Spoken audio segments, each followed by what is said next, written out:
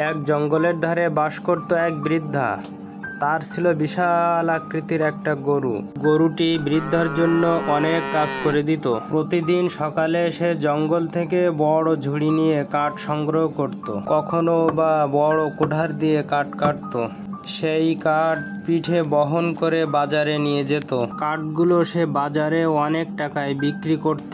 সেই টাকা দিয়ে সে ঝুড়ি ভরে বাজার করে নিয়ে আসতো। কিন্তু একদিন তাদের বাড়ি ফিরতে সন্ধ্যা হলো। একটা হিংস্র বাঘ তাদের পথ আটকে দিল এবং সে কৃষকের কাছে তার গরুটিকে খেতে চাইল, কিন্তু কৃষক রাজি হলো না। তাই সে গরুটার উপরে আক্রমণ করে বসলো। গরুটাও বাঘের উপরে আক্রমণ করলো। দুইজনের মধ্যে প্রচন্ড লড়াই হলো। গরুর একটা শিংয়ের আঘাতে বাঘ মারা গেল। কৃষক দৌড়ে গিয়ে গরুটির গলা জড়িয়ে ধরলো। দুইজনের চোখ দিয়ে আনন্দের অশ্রু বয়ে গেল। তারপর তারা দুজনে খুশি মনে বাড়ি ফিরে এলো।